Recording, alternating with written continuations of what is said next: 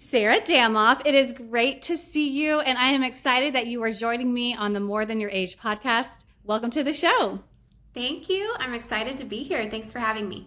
Absolutely. Well, Sarah, you and I know each other from our times in Denton, and I roughly remember, and I don't think I really prepped you on this, but I roughly remember that you had a very interesting story on how you met your husband. And it was super quick and super fast. Could you, this is not part of the main gist of what the show is about. Could you share a little bit about it and how y'all got married? Because I think it's really, what I remember was it was really interesting. Sure.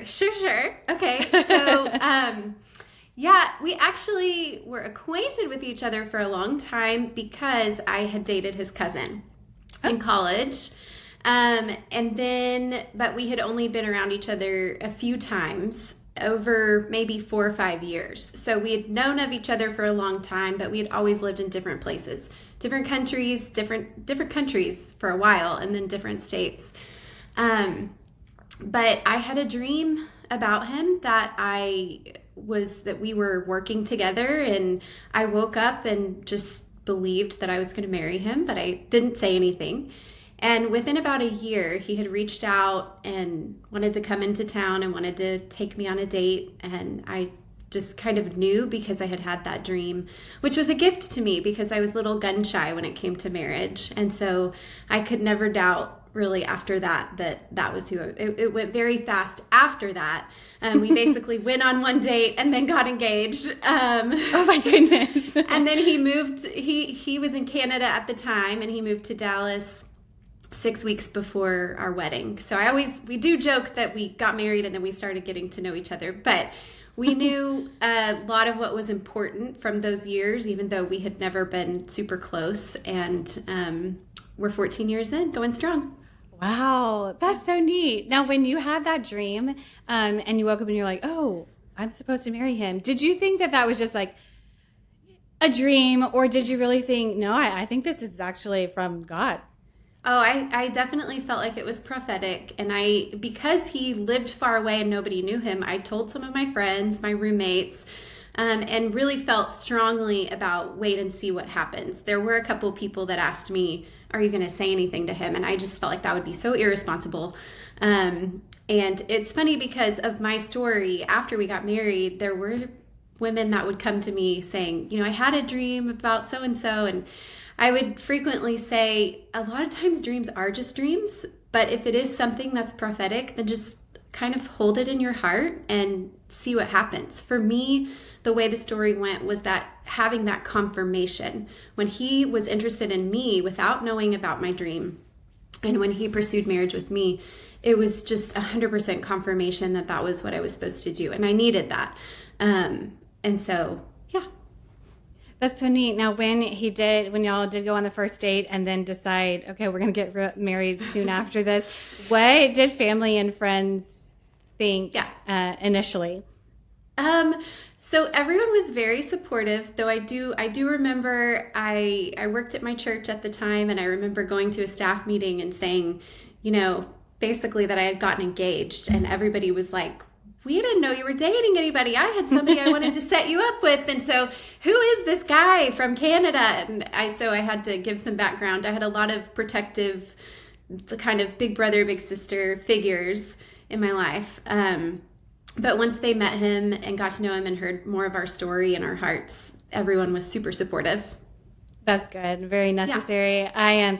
I don't know your in-laws, but I know of them from a church that I attended in Dallas, and everyone speaks so highly of them, and everyone speaks so highly of you and your husband. So it just all makes sense. So that's a really neat story. Thank you for sharing that part. Yeah. Well, I do want to go back to just kind of the beginning of your education route and your career goals that you had. So you have a development and family studies degree from the University of North Texas, and a certification in child protection from Harvard University, which is very impressive. What was it about family studies that intrigued you the most, and then kind of where did child protection come in as well? And it may be separate timelines, but feel free to share. Yeah, so I was always interested in working with children. I had actually started working with foster children in high school, but kind of the default when I was choosing my college major, if you're interested in working with kids, the default that I knew of was to go into elementary education. So that's what I started with. And then a few years in, I learned that development and family studies was an option and that it allowed me to focus a little more on psychology and a little bit more on the problems that families face in communities and getting to do some problem solving through nonprofit efforts. And so that was more focused to what I wanted to be doing and what I was interested in. So that's how I chose to study that. And then the child protection certification came later, several years later, but it made sense with just working in foster care and all that I had been working in child welfare. Okay. Well, you eventually became a children's minister, which you kind of touched base on a little bit ago. So why specifically ministry as opposed to a career in other avenues where you said you could still work with families, but why children's ministry at that time? Yeah, so I did that for a few years and I was not pursuing that job. I've been, since college or late high school when I became a Christian, I've been involved in the children's ministry wherever I go to church. And so I was a volunteer teacher. And through that, I was approached about a job writing curriculum for the children's ministry. And at the time, I was working as an educational counselor at a residential treatment center with foster children. That job was extremely rewarding and extremely taxing. It was mandatory overtime and constant emotional crises. And when I was approached about the job at the church, writing curriculum, I felt like my current job with the foster kids in that setting was probably not sustainable, but at the same time, I wasn't really willing to be another adult in those kids' lives that would leave them. And so I said, I need a few days to pray about this. I specifically said, I want to consider this for 3 days and I'll get back to you then. And I just couldn't imagine being someone else that left them, even though it was such a taxing job at the treatment center. So in that 3 days, I was like the second day of it, the center I was working at announced that they were closing the unit of girls that I was working with. And so each of those girls, I think there were 11, were going to be moved somewhere else. And so it felt very clear and providential what my next step was. So I gave my notice and I said, I want to be here until the last girl leaves. So they're leaving me, I'm not leaving them. And after that, I'm going to transition away. And so that's when I transitioned into children's ministry. My days looked very different, but I did love writing curriculum and training volunteers. And then later, eventually replicating the children's ministry program at a new campus. And so it all was, it wasn't something I was pursuing, but it all kind of fit in with just my interest in investing in the next generation. I think that says something about you too, that as you didn't want to leave these kids, these girls, because that's what they were used to, and just the fact that they were closing down that unit, it was obviously from the Lord to have you transition to this new job, and then hopefully better opportunities or additional opportunities for these girls. You said that you wanted 3 days. Why was it specifically 3 days to pray about it? I don't know. I don't think I had like a particular reason. That just, it felt like one day was too short and a week was too long to make the church wait on me. And I just kind of came out with 3 days. And it was during that time that the center, announced that was happening. And I just remembered this too, about maybe a year after I was working at the church, we had an opportunity to kind of form a bridge between that residential treatment center and the church, where we did some activities together and the kids were able to come do some events. And that was really meaningful to me, just kind of standing in the back and feeling like, oh, I got to be part of orchestrating this, these two demographics of children that I love so much coming together. And it was really special. Oh yeah, I bet. What a neat opportunity. Now, when you were working at the church as the children's minister, you said that they wanted you to write curriculum as well. And when they approached you, they mentioned that too. Did you have any previous experience in writing curriculum or writing in general that made them say, yeah, you would be great at writing curriculum?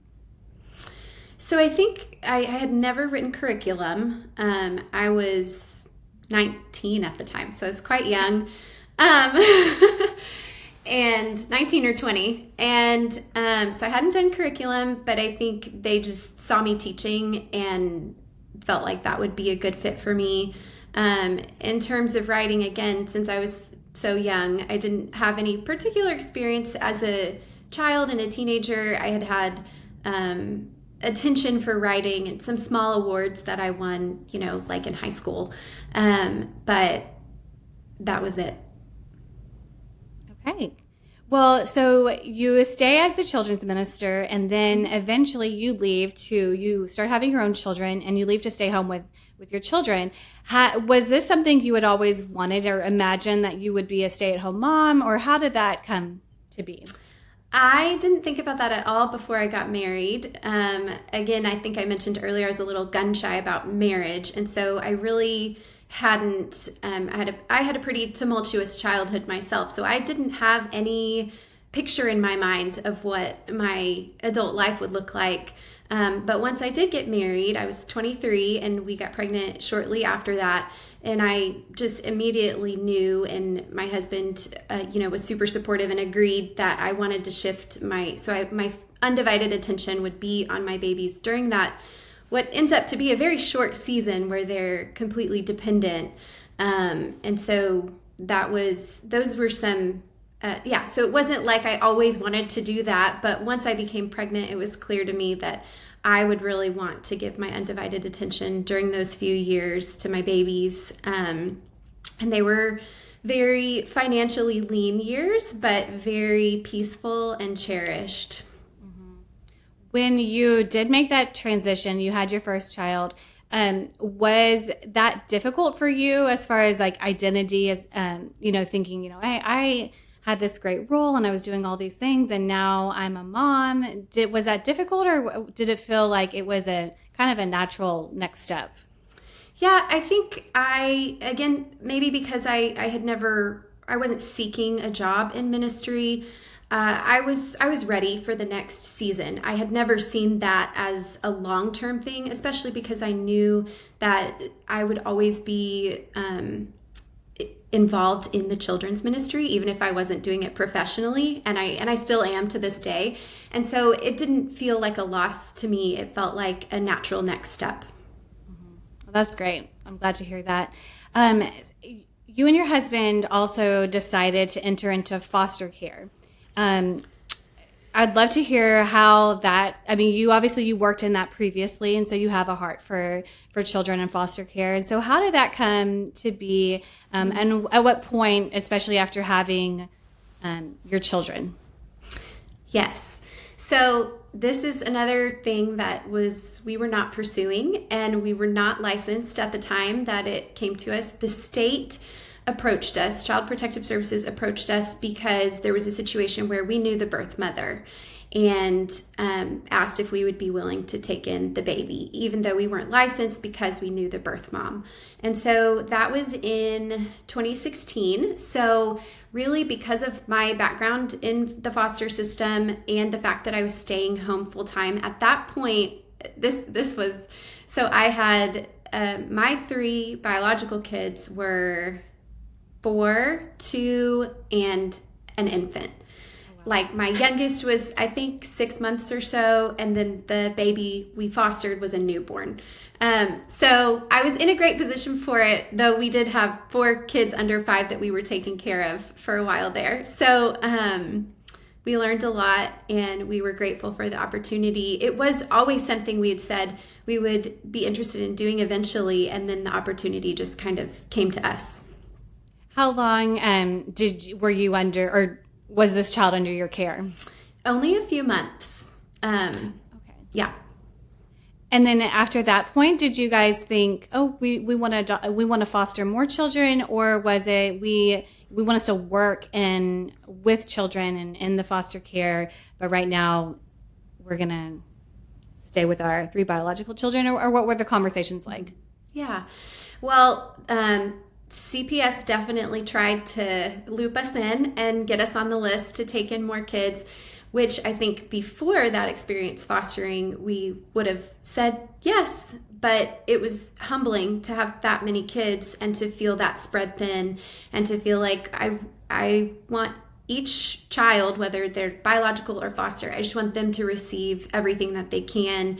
And it was a little bit too much at the time with the ages, the number of kids I had and the ages they were, to feel like we could really serve foster kids very well by bringing them into our home. And it's still something that we reevaluate every once in a while. And because we had our biological kids young, we feel like that's something potentially still in our future as our kids get older, because we're young, and that we could take in particularly some of the foster kids that are more traumatized once our biological kids have gotten older. But it was not the time. It became clear to us that it wasn't the right season to be doing that. However, I did realize through that experience and after that, so in 2017, that I had the desire and capacity to enter back into working with foster children. And that's when I began the training to become a guardian ad litem. Well, back to your decision to go back into the workforce and become a guardian ad litem. How did that come to be? And then why did you say, yeah, I think I'm ready to get back into the workforce? Mm-hmm. Well, a lot of it was because of the experience fostering and realizing we don't have the capacity to bring more babies in or children into our home. But my youngest was 1 at the time, and we knew we weren't going to have any more biological children. And so that really just reignited the desire. I kind of realized, okay, I'm at a point now where I can, and that's always what I kind of had a heart to get back to, was working with foster children. And guardian ad litems many times are people with law degrees, which I do not have, but you can take a 30-hour training to do just that specifically, which what a guardian ad litem does is we're assigned to the case of the foster child as soon as they enter care. We investigate their entire case and get to know it, and then we are the advocate for their best interest in the courtroom in terms of their permanent placement.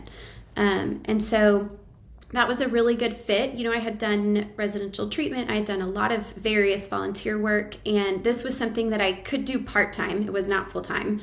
And that was the court side of things that I hadn't really done before. But it just kind of checked all the boxes in terms of fitting well with our life and allowing me to be back again working with that demographic. Now, when you're describing the work that you did, it reminds me, and please excuse my ignorance if I am getting this wrong. I've known a few people who volunteer with CASA, and I know they're not going into court to fight for the kids, but could you share just a little bit of how, I don't even know, do you work with CASA volunteers, and kind of how did those two marry one another? Yes, so this was through CASA, and CASA does the 30-hour training, and CASA volunteers do go into the courtroom. And different states are different. In Texas, you can have a CASA and a guardian ad litem, or sometimes the CASA can be appointed as the guardian ad litem, and there's just a little bit more power in the case that you have as the GAL, as the guardian ad litem. But it was all through CASA. Wow. And how long did you work there? I just transitioned away at the start of this year. Wow. Okay. Yeah. That's So a big about move. 7 years. Yeah. Yeah, man. Okay, well, we'll get into that too. So, you know, you care so much about advocating for children and human rights, and in the midst of all of this, you decide that you want to write. I would love to hear, like you mentioned, you know, you would win different awards growing up, and you wrote curriculum as a children's minister. But how did this passion initiate, or how did that spark interest in you during this time? Yeah, so I can't even pinpoint when I quote unquote started to write because I just always was doing so for fun. And then I was approached, obviously, I wrote the children's curriculum, and I was approached through the years, and especially with advocacy work and child welfare work, to write nonfiction pieces, more educational pieces, different articles, and even contributing some sections or chapters to different books. So I had that little bit of exposure, and that was all nonfiction. And then I was always doing more kind of creative writing just for fun. Almost, to me, it's always almost been kind of a compulsion, like I can't not. And in 2020, I kind of so about 4 years ago, and it was right before the pandemic. Everyone's like, because of the pandemic, but it was right before.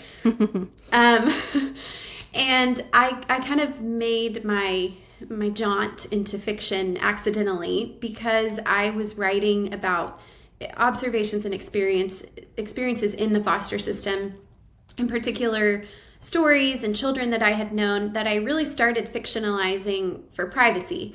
And then I realized the world that opens up when you put truth into a fiction story.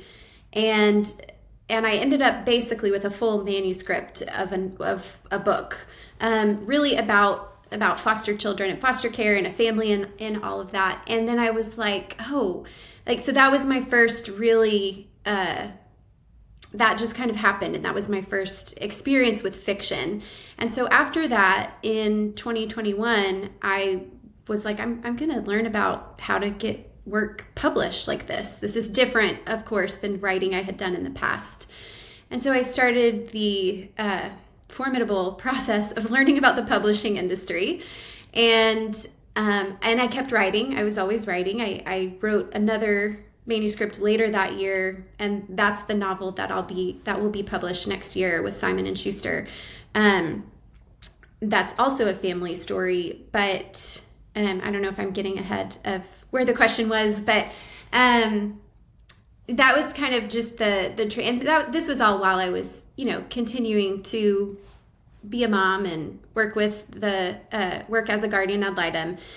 And in 2022, I had a couple of short fiction creative pieces that were published. And then in 2023, last year, is when I signed with my agent and also sold my novel, The Bright Years. That's incredible. Well, I want to know too so you started researching. Where did you, I know Google can help us, but where did you go? How did you know the first steps and kind of walk us through that process? I have to say that I feel like a huge part of my education about the industry came from podcasts. So thank you for your work. Podcasts are important. There are a number, and I specifically kind of honed in on the ones about industry. Not that I wasn't, I did and still do listen to some of the ones on craft. I don't have an MFA. I haven't, studied writing. And so those are good as well. But I often feel like craft, I've always been a voracious reader and a believer in the power of literature to affect change. And so I felt like my craft lessons were coming from just reading all the time, reading novels. But then I knew nothing about the industry or how to break in. And so just kind of over time, finding those podcasts. There are some good books as well. There's a book called Before and After the Book Deal by Courtney Mom. And anyway, so a few books, but I would say I just hours and hours of podcasts that taught me about the industry. And some of it I learned by doing, just starting to reach out to agents and making mistakes and listening to more podcasts and continuing to write and going, learning by doing. So when you would reach out to different agents, were you hearing yes a lot? Were you hearing no? Was it a mix? What were those interactions like?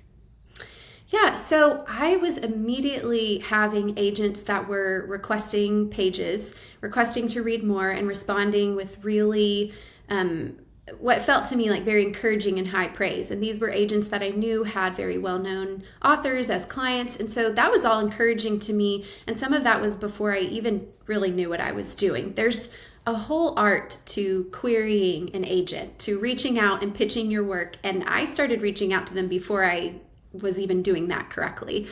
So I wasn't getting offers of representation, but I was getting a lot of great feedback, which from my understanding, not everybody did. And so, for example, my novel, The Bright Years, that I eventually ended up selling, I had written originally as epistolary. It was all told through letters. And I quickly learned agents were not a fan, but they didn't want that. And eventually, after hearing a number of agents say that and not receiving any offers, I experimented with changing it to first person present tense to see if I liked it, and I did. And so between basically 2021, the end of 2021, and then 2023, so for about 2 years, I was researching the industry, learning more. Every time I was kind of perfecting my pitch and just continuing to have people read my manuscript. I had trusted readers giving me feedback. I even had a freelance editor at one point as I was continuing to reach out to agents and hear from agents, and just continuing to kind of polish the manuscript and my understanding of what I always hate this because it sounds like, I feel like people want to only hear about the art side, but the business side is that you have to consider like where are the holes in the market? What do people want in the book market? That's what agents are looking for. They're going to make an offer of representation on something they believe they can sell. So, and I didn't say this before, but I should say any of the major publishers, you have to have an agent in order for an editor from a major publisher to even look at your pitch. So you cannot, the standard average Joe cannot just pitch, HarperCollins or Penguin Random House or Simon & Schuster without an agent as the middleman. Some smaller publishers will consider you, and some did consider my work without an agent. But for any of the they call it the big five, which they have many imprints as well, but kind of those big ones, you have to have an agent to get there. So that's the first step. Okay. Now, when you reach out to the agents, is it a bunch of phone calls? Is it emails? Is it a mixture of both? It's emails. Okay. It's infamously, I think some people want to change the name, but it's called the slush pile. If you have no connections in the industry. Now, sometimes you can get a referral and you would put that in your subject line to say, like, someone recommended that I reach out to you. And that gives you a little bit of a leg up. I didn't have that. So I was just in the slush pile of the various agents that I reached out to. Okay. Yeah, because I would imagine just as an agent, you're probably receiving tons of emails, and like, how do they filter? Just like if you were an employee receiving a bunch of resumes, like how does your email get to stand out? And so just the fact that you kept pushing and pushing and pushing and were able to get that accomplished, that's a huge thing. Yes. And learning as I went and making changes as I needed to, because like I said, the very first time I sent an email to an agent, there was barely anything in it. And then I learned, they're looking for this information about my work and what titles might compare to it, and various things that I learned by the time I finally did get an agent. It was, yes, pushing and pushing. I definitely think keep going, but also I was having to make changes, little changes the whole time, as I understood what they were looking for. Yeah. Well, I think that's a good lesson for anyone if they want to get into writing as well or anything else is, okay, if you're reaching out but things aren't changing, then let's see what we need to do ourselves to change that and to fix it. So that's really neat. Now, you mentioned that you were selling short form writings. What were these what you had already talked about, just where you were writing kind of like what you had seen in the foster care, but you had made it more fictional, or were there other things? And then how did you sell these writings? Was it through the agents? I'm so curious about that. Yeah.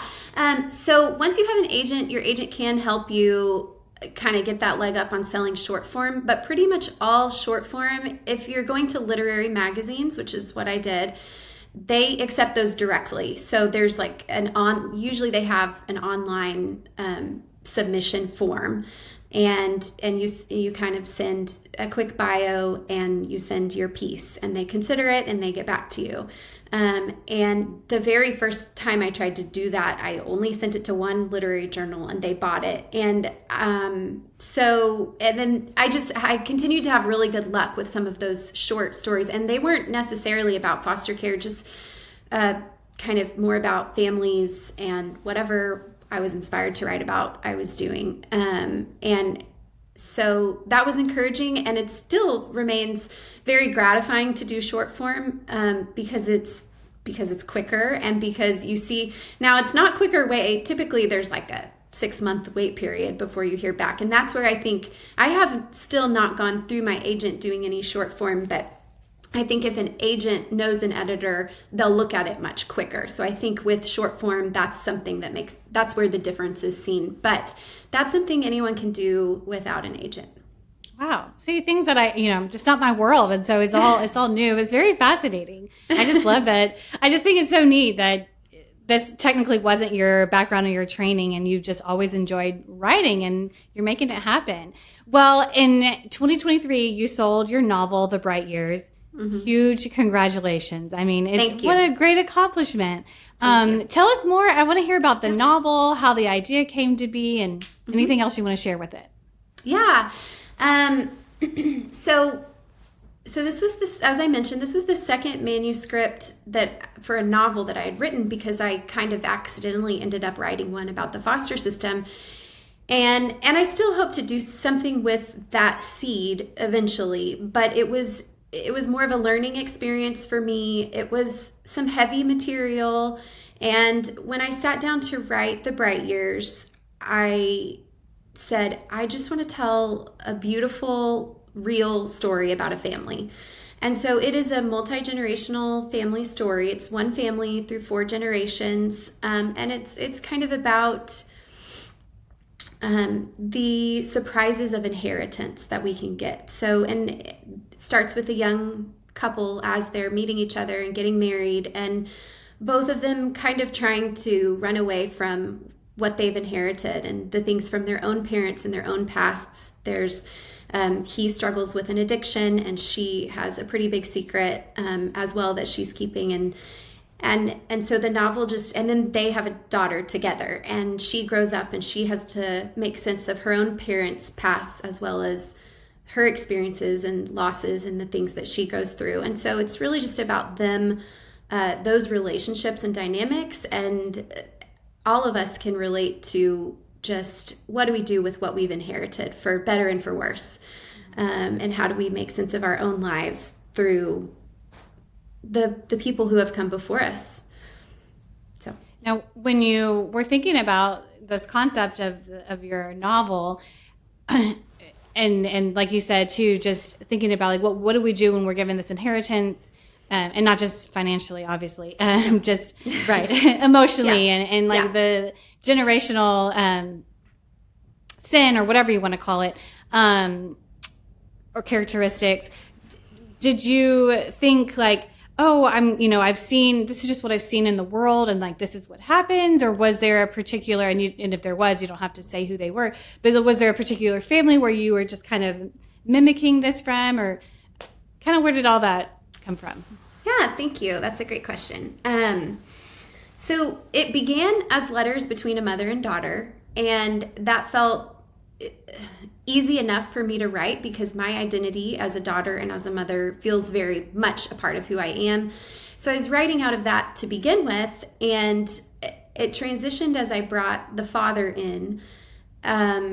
Originally, I hadn't planned on him being a huge character. I was just going to have him kind of be an absent dad. And then I started writing, why was he absent, and exploring his character. And he's essentially one of the 3 main, if not the main character of the book now, because I really explored his journey with his own past, with his own parents, and he struggles throughout the book with a addiction to alcohol and a dependence on alcohol. And so I did have a friend who I grew up with, and he was always very scared of becoming an addict like his dad was. And unfortunately, he did. And unfortunately, he died when we were in college. And as I began writing this character, I felt like he is my reimagining of what my friend could have had. And that doesn't mean the struggle wouldn't have still been there. But what if he had lived longer? What would that have been like? And so it was just my imagining of that, and fitting that into this story with this mother and daughter, and just letting so it wasn't based on any one family. Once I started really giving the dad a story, I did think of my friend and think, I want to do justice to that. And the other thing I did was interview a couple of people who had experience with alcohol dependency, because that's never been in my home. I've had adjacent, and I've working in foster care. There's a lot of substance abuse that I've been around, but I had some very meaningful interviews with generous people who shared personally what their own addiction looked like, or someone in their family that they loved. And so that meant a lot to me as I wrote this family story and this man's journey. Wow. Yeah. And just the fact, like you were saying, I'm sorry about your friend as well. Thank you. And just kind of using part of his story to help develop this character. And then the fact that you are sitting with other people. And I don't know, maybe writers do this. Like I said, this is not my world, but just the fact that you're sitting and you're interviewing people that can relate or can give more substance to your characters, where you're putting your heart and soul into this book because you really want to make it speak and touch to people. And so I'm excited to read it when it comes out. Do you have a release date yet, or is that kind of to be determined? It still has the potential to change, but it should be March of next year, of 2025. So we're about pretty much exactly 1 year out. It's a long road in publishing. My journey was actually extremely fast, but I think as readers, which I was a reader before I was a writer, we just don't think about what all goes into the production of a book before it comes out. And it basically has to be done and edited and completed many months before it comes out, because that's when they start getting reviews and endorsements and selling it to bookstores. So you kind of know how a book's going to do by the time of publication day, which is just, I don't know if it was always like that, but that's how it is now. Wow. And so are there already discussions as far as where the book will be released, or is that, once you get closer to March of next year, you'll talk more about, like, is it going to be in Barnes and Nobles or, anywhere you can buy books? Yes, it'll be anywhere you can buy books in America. We are still doing copy edits. So copy edits will be done by the end of spring, this spring. And then after that, they go international and try to sell it in other countries and territories, often certainly the UK and Canada, but oftentimes many other countries as well. But definitely in America, it'll be available at all bookstores. And now that the manuscript is really polished and edits are being finalized, it's kind of the time when they work on the cover and getting the endorsements, having book clubs consider it to choose it. And so all of that, it's kind of fun. And because I'm working with a major publisher, they really do so much of that. So I just get to see what happens from, once the manuscript is complete. Yeah. Well, and I know a lot of people nowadays are becoming self-published authors. And then I think it's really neat that you were able to get a well-known publisher to publish your book. Like, that's just a huge accomplishment. I'm curious to know, what setbacks, if any, did you have when you started navigating this process of writing and working with an agent and a publisher? Yeah. Let me think. So I frequently had fear of wasted time. Once I kind of had the fiction bug and the novel bug, I was spending lots of hours working on it. And then I was spending lots of hours, figuring out the industry, the business side of it, once I had actually had the work done. And it also, like, the people that I interviewed, the people that I asked to read it, I I felt like everyone was being very generous with me, and I wanted to do justice to the story I was trying to tell, the work. I wanted a successful book to really show there's something to show for the trust you put in me. And so I had a pretty great fear of wasted time because I knew the chances were so small. They're extremely small. They're infinitesimal. And I kept hearing that. Every podcast I listened to would just reinforce, like, practically nobody can get a deal with a book. You know, you have to get an agent to love it, and then they have to get an acquiring editor to love it, and then the editor has to get their whole team to love it. And I did not have, I had no platform. I had no previous works. I had nothing. I had no connections in the industry, in fiction, you know, literature in general. So the chances, everything was stacked against me. And I actually early on, or maybe after I had been kind of querying and learning more, but before I found the agent I'm currently working with, I had got a couple of offers, definitely got a couple from smaller publishers, independent publishers, and then I got a couple of offers from agents and ended up having some hesitations. And it was torturous because I knew this is so hard to get. How can I say no with nothing else on the table? But this, for different reasons, this smaller publisher or this agent doesn't seem like the right fit for where I'm trying to go. And so I did say no to several early offers. And of course, in hindsight, I'm glad because I'm very happy with where I ended up. But there was never any promise. There was nothing else on the table. And so in terms of setbacks, there were definitely times where I was just in tears. Like, how could I have said no to that? Was my chance to publish it, you know, even with a small publisher, or but there was always something a little off. And so I really had to believe in my own vision for the work in order to say those no's and to just keep going forward. And of course, I considered all the options. Self-publishing is, some people can do very well with self-publishing these days. I didn't think I was one of those people. You know, so much of the job is all of the marketing and the production, and it's just, there's a lot of obstacles that are hard so I have a lot of respect for people who can be successful doing that. Yeah, I don't know if that was kind of I don't know if I answered your question. No, it did answer my question, but it does lead to my next question, which is the whole point of what this podcast is about, of just, you know, still chasing after the things that you want regardless of your age. And so did age ever play a factor into your decision to continue this, or the fact that you didn't have experience? I mean, I know we kind of touched base on that a little bit, but I'm just curious to know, because I think even when we were communicating about it, you're like, well, I feel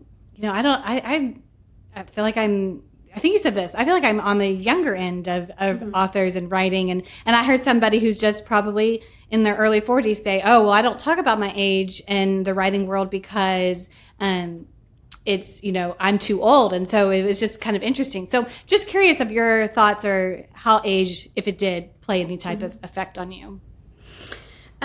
So I would say my initial response would be not at all. There was no thought about age being a hindrance. Though I will say, as I listened and learned and got to know other writers, I definitely heard that come up. Certainly people that were older, 50s and 60s, some of them would feel like, you know, were they too old to start? I mean, there are people that write a book after they retire. And in fact, I was in a room of a writer's group, maybe 20 people or so, and I didn't realize I would be the only one there who had sold to a major publisher, but everyone in there had either self-published or small publishers. And so when I introduced myself, I was early on, and I didn't realize I was the only one with a major publisher. And after that, there were people in their 50s, 60s, 70s coming to ask me questions. And, you know, I didn't have any magic answers for them, but just asking for advice.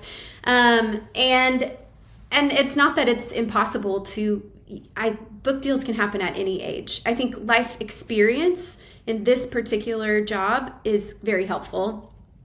I mean, I guess Mary Shelley wrote Frankenstein when she was like 19. And like, there are stories of people who can have great insight and things to say when they're younger, but even some of my favorite authors are several decades older than I am.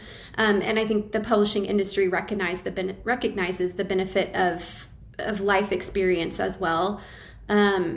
So I think there are if there are people who, again, are self-published or working with smaller publishers when they're younger, that could be, you could maybe feel old compared to some of those people who might have known ever since college, this is what I want to be doing. But the majority of authors that I've heard from, that's not the case. And I've seen multiple times, there's like someone typed up some of the best Toni Morrison, and I can't even remember all the authors, but what age they were when they sold their first book. And it's 30s, 40s, 50s, 60s. So that was never a hindrance. If anything, life experience is a benefit. And people of all ages have asked me questions about my journey. And if anything, the lack of experience, I kind of mentioned this earlier, but it actually made me feel really gratified and proud that I had no connections and I didn't even have an MFA.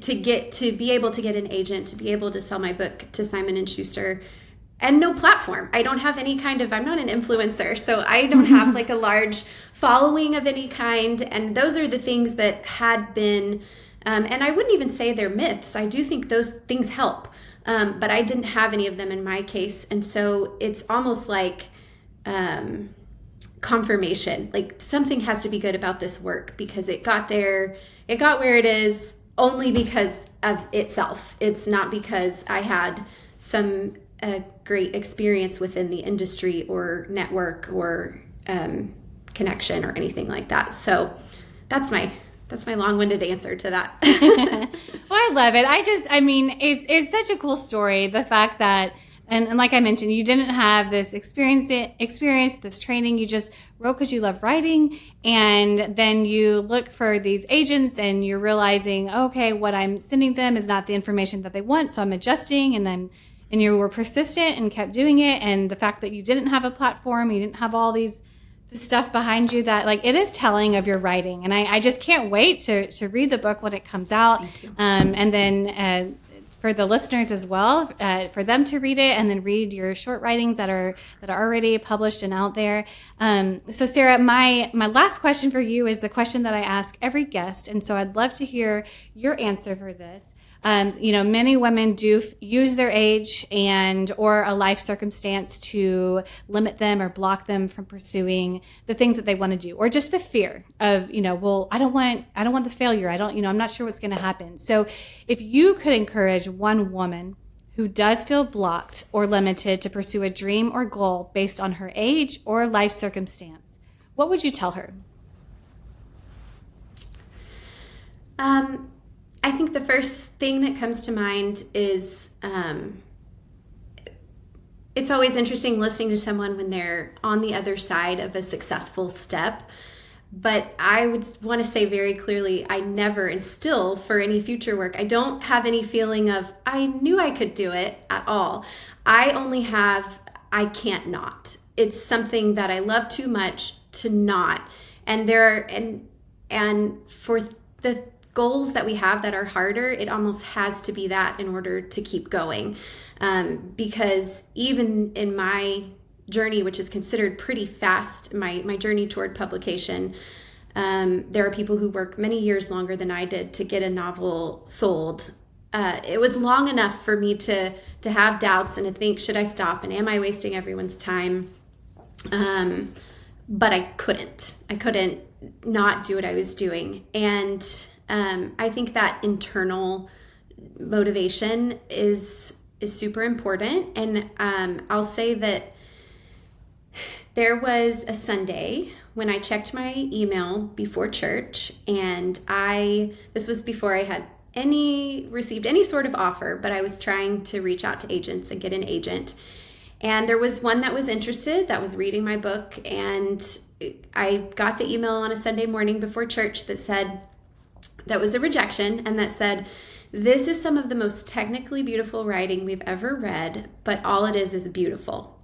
And I remember being in tears in the car. My husband was driving. We were going to church. I'm like, why did I check this right now? But I just said, I don't know how to take this because, of course, I wanted to work with this agent. But also, when I sat down to write this, I said explicitly, I want to tell a beautiful family story. That's my only agenda. And I said, I think I'm accomplishing that. And this just wasn't the right fit. And that was the last thing I said before we walked into church. At the end of our service, our pastor, having no knowledge of my novel at all, before his final prayer, he said to the whole congregation, he said, I just want to say that I think someone in here is working on something beautiful. And you might be discouraged, but it's worth it to keep going in your pursuit of what's beautiful. He just used and emphasized that word multiple times. And this was when I had just received a rejection. I had no offers. I didn't know that anything would ever happen with this. And I felt like I have to do this because I believe that it's beautiful. And that was such a kind gift for me to receive because, again, I could have just been like, I'm done. The rejection is too hard, because rejection is part of this process, no matter how good it is. There's so much subjectivity. But because of that amazing gift from God through that pastor, I went home and I reviewed the manuscript again, and I searched agents again, and I sent it out again. And I don't believe really in big goals as much as small goals stacked one after the other, after the other, after the other. And I've never, even when I started, I wasn't thinking, I'm going to sell this. I want to sell this and be a bestseller and be with one of the big 5 publishers. That was never my goal. It eventually became my goal, but only when I had done this other step and this other step to see maybe I could. So I wanted to share that story, and I hope it's encouraging. And I think what I'm trying to say is everyone's situation and story and circumstance is so different. And it's a combination of work and luck that, get us our successes. I feel that way myself. But I think the small goals and that inner drive and that belief, I'm doing something beautiful. Even if all it is beautiful, I know this is something I'm supposed to be doing, so I'm going to take the next step, just the next step. I love that answer. It's a beautiful answer, and I thank you for sharing that story. My big takeaways from it, one, that you said, I cannot not do this, and 2, the fact that you believe so much in what you were doing. Like, no, this is beautiful to me, and you're passionate about it, and then you're going to keep doing it and pushing after it. And that just is an encouragement for me. And I know it's going to be an encouragement for other women as well. Sarah, thank you so much for joining me today. Would you please share, I know you have a website. I'm going to put your website. I know it's sarahdamoff.com. Yes. I'm going to put it in the show notes, but anywhere else people can reach you and find you? Yeah. So, there's an email listed on the website. I love to hear from people. My email also is just my name, sarah.damoff@gmail.com. And I'm happy to answer questions or talk more about anything we've talked about. I love hearing from people. Yes, my website is the best place. And I'm also fairly active on Instagram. That's my only really social media where I'm active. But yeah, that's where you can find me. Well, perfect. Well, we'll put all of that there in the show notes. So, Sarah Damoff, thank you so much for joining me on the More Than Your Age podcast. This was a treat. Thank you so much, Erica.